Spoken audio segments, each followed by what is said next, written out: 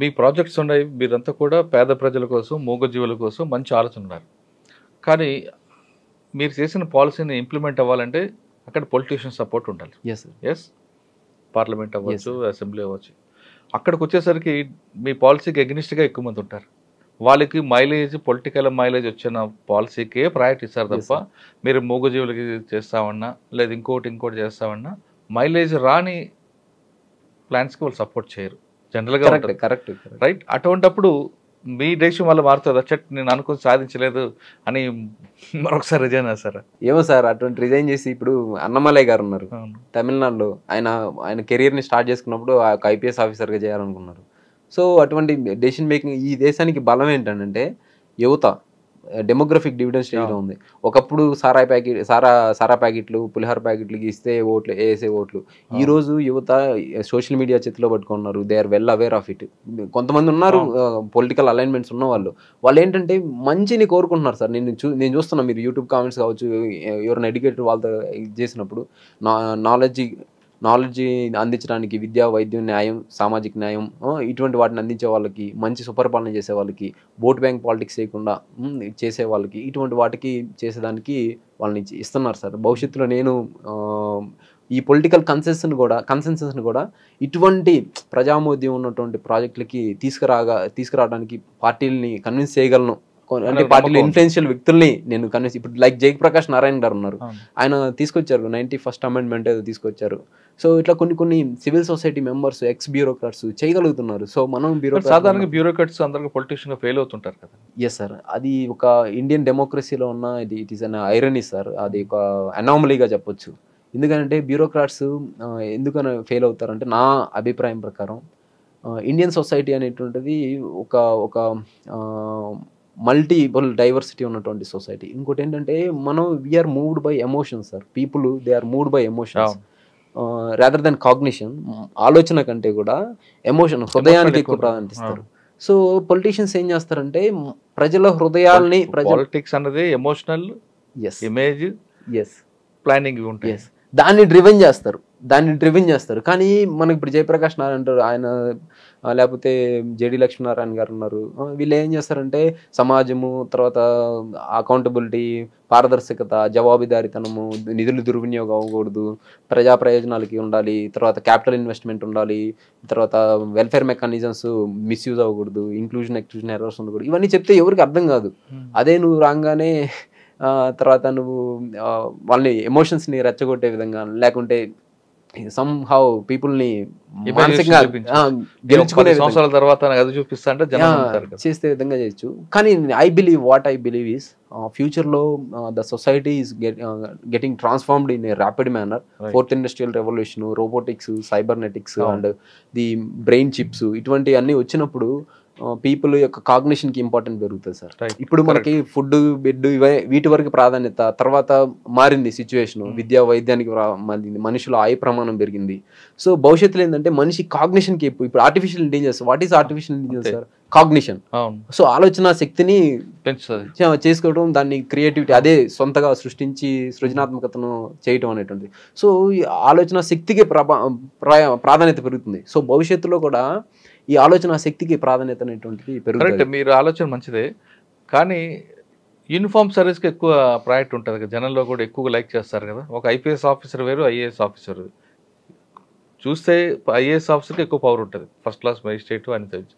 కానీ జనంకి వచ్చేసరికి యూనిఫామ్ సర్వీస్లో ఒక ఐఏపీఎస్ జరుగున్న క్రేజ్ అనేది వేరేగా ఉంటుంది. Yes sir, I agree with your point of view sir. Uniform సర్వీస్కి ఉన్నటువంటి క్రేజ్ ఎందుకనంటే police is the direct manifestation of power sir. Direct manifestation of power. ఇక్కడ ఐఏఎస్ దగ్గర కూడా, డిస్ట్రిక్ట్ మ్యాజిస్ట్రేట్ దగ్గర కూడా పవర్ ఉంటుంది. కానీ ఆయన డైరెక్ట్ మేనిఫెస్టేషన్ చేయరు, ప్రజలని డైరెక్ట్ ఇంపాక్ట్ చేయరు, ఆయన ఇండైరెక్ట్ గా ఇంపాక్ట్ చేస్తుంటారు. ఇప్పుడు మనకు రేషన్ ఉంటుంది, పేదవాడు రోజు అన్నం తింటాడు, అది మన కలెక్టర్ గారి ద్వారా అది ఆ ప్రోగ్రామ్ అమలవుతుందని తెలియదు పేదవాళ్ళకి, మెజారిటీ పేదవాళ్ళు. కానీ ఒక వ్యక్తి ఒక కుటుంబాన్ని కొట్టారనుకోండి, ఇప్పుడు పోలీసు వాళ్ళ దగ్గరికి వెళ్తే వాళ్ళు వచ్చి ఈ ప్రాబ్లమ్ సాల్వ్ చేస్తారని ప్రజలకి, పీపుల్కి తెలుస్తుంది. దట్ డైరెక్ట్ మేనిఫెస్టేషన్ అనేటువంటి కాంటాక్ట్ ఉండటం వల్ల ఆ ఇమేజ్ అనేటువంటిది పెరుగుతుంది సార్.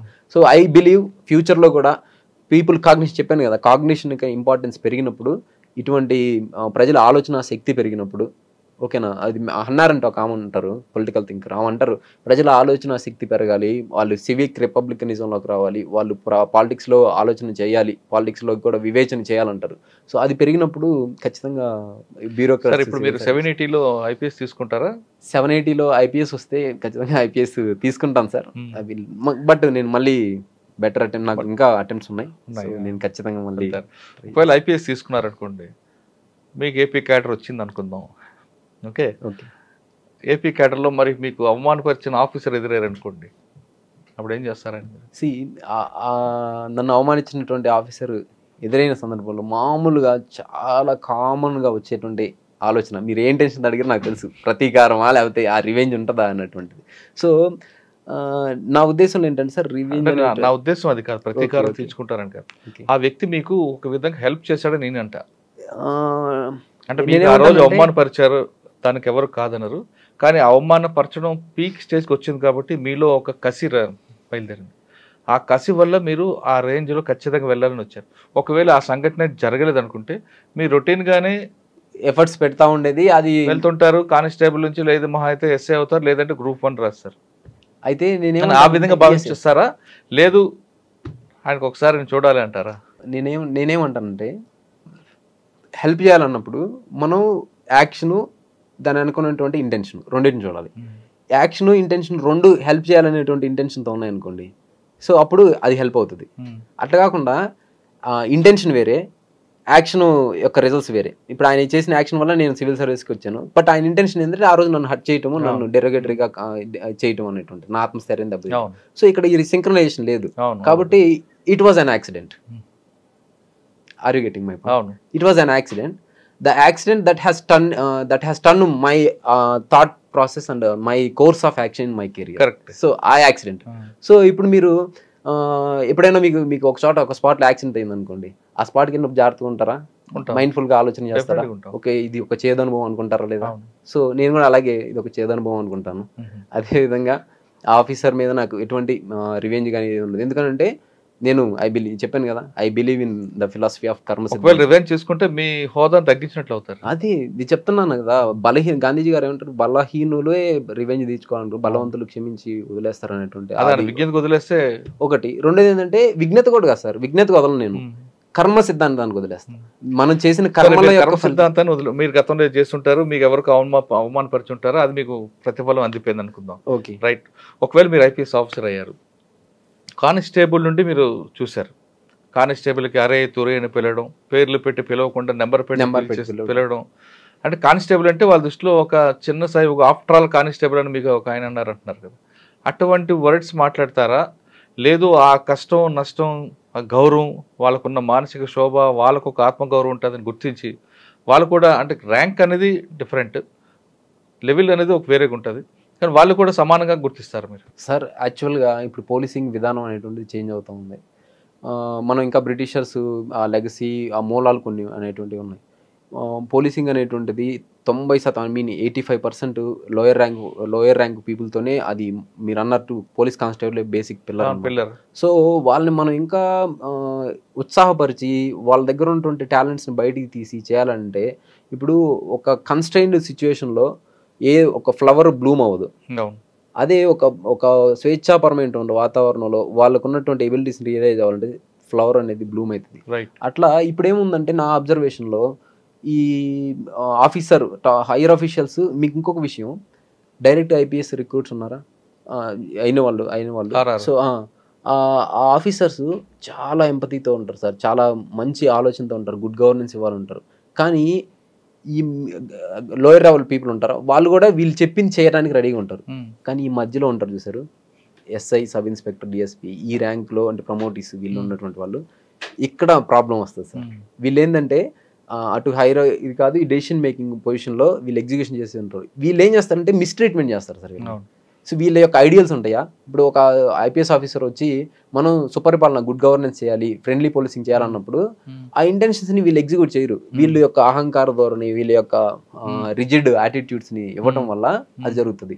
సో నేనేం చేస్తానంటే ఈ ఆఫీసర్స్ నాకు అన్ని లెవెల్లో తెలుసు కదా, కొత్తగా వచ్చిన ఐపీఎస్ ఆఫీసర్కి పోలీస్ కానిస్టేబుల్ లెవెల్ తెలియదు.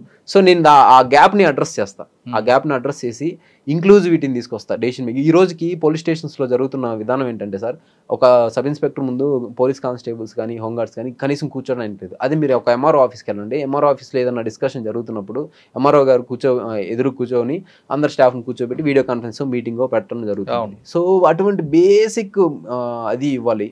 తర్వాత వాళ్ళకి వీక్లీ ఆఫ్ సిస్టమ్ అనేటువంటిది ఇవ్వాలి. ఎందుకంటే మనకి ఖచ్చితంగా ప్రతి మనిషికి వీక్లీ ఆఫ్ సిస్టమ్ ఇవ్వాలనే సబ్జెక్ట్ వచ్చింది కాబట్టి 1000 మంది ప్రజలకి ఒక కానిస్టేబుల్ ఉండాలనేది పీపీఆర్ చెప్తుంది. కానీ ఇప్పుడు 1,00,000 మందికి ఒక కానిస్టేబుల్ ఉన్నారు. మ్యాన్ పవర్ లేనప్పుడు మీరు వీక్లీ ఆఫ్ స్టాటిస్టిక్స్ వేరే ఉంది సార్. ఇంకొకటి ఏంటంటే సార్, నేను బిలీవ్ చేసేది systematic organisation of resources and efficient use of resources sir. ఇప్పుడు మనకి మీ దగ్గర మనం చేయాలనుకుంటే రిక్రూట్ చేసుకుంటే గవర్నమెంట్కి చాలా మంది రిక్రూట్ చేసుకోవచ్చు. ఇప్పుడు ప్రజా వనరులు చాలా ఉన్నాయి. So that is the beauty. మనం ఇప్పుడు ఇండియన్ సొసైటీ, ఇండియన్ గవర్నమెంట్ అనేటువంటిది మనం రిసోర్స్ని ఎఫిషియెంట్గా యూజ్ చేసుకోవాలి. సో అందరిని తీసేసుకోవటం, వాళ్ళని ఎఫిషియెంట్గా యూజ్ చేసుకోలేకపోవడం అనేటువంటిది కాకుండా ఉన్న స్టాఫ్ని ఎఫిషియెంట్ ప్లానింగ్ తోటి, టెక్నాలజికలీ ఎయిడెడ్ సర్వేలెన్స్ తోటి దీన్ని తీసుకొచ్చేసి ఆర్టిఫిషియల్ ఇంటెలిజెన్స్ కావచ్చు, డేటా అనలిటిక్స్ కావచ్చు, క్రైమ్ ఇప్పుడు మనం చూస్తుంటాం, క్రైమ్ హాట్ స్పాట్స్ని చూడొచ్చు, బ్లాక్ స్పాట్స్ చూడొచ్చు, ఇటువంటి వాటిని చేసి ప్లస్ క్రైమ్ అజంప్షన్స్ కూడా చేస్తున్నారు. తర్వాత ప్రిజంప్షన్స్ ఇటువంటివి కూడా ఉన్నాయి అనమాట. సో పోలీసింగ్ దానికి సంబంధించి సో బెటర్ ప్రాక్టీసెస్, గుడ్ ప్రాక్టీసెస్ని తీసుకొని వచ్చి ఈ స్టాఫ్ని కనుక వాళ్ళని సెన్సిటైజ్ చేయాలి సార్. స్టాఫ్ని సెన్సిటైజ్ చేయాలి, వాళ్ళ వెల్ఫేర్ని ఎన్ష్యూర్ చేయాలి, వాళ్ళకు ఉన్నటువంటి ఏదన్నా గ్రీవెన్సెస్ ఉంటే వాటిని ఫాస్ట్గా అడ్రస్ చేయాలి. సో ఇటువంటివన్నీ చేసినప్పుడు వాళ్ళకి ఏంటంటే ఇది నా డిపార్ట్మెంట్ రా పలా. ఇప్పుడు మీరు అబ్జర్వ్ చేసి ఉంటారు, నేను ఆల్మోస్ట్ 4-5 ఎస్పీల కింద పనిచేస్తాను సార్. రామాయపట్నం కావచ్చు, దీంట్లో కావచ్చు. ప్రతిసారి ఎస్పీ గారు మారినప్పుడు పోలీసింగ్ మారుతుంది సార్. మీరు అబ్జర్వ్ చేయండి, ఎస్పీ గారు మారినప్పుడు వర్క్ కల్చర్ మారుతుంది. సో ఎస్పీ గారు మారినప్పుడు మారిపోతుంటుంది. ఇప్పుడు సిద్ధార్థ కౌశల్ గారు ఉన్నారు, జియో అని పెట్టారు, జూనియర్ ఇన్వెస్టిగేషన్ ఆఫీసర్స్ అని. తర్వాత హెడ్ కానిస్టేబుల్స్ వీక్లీ లంచ్ అనేటువంటిది పెట్టారు. అది ఎంత బ్యూటిఫుల్ ఇనిషియేటివ్ సార్. ఒకప్పుడు నేను అసలు మీట్ అవ్వేదానికి లేదు.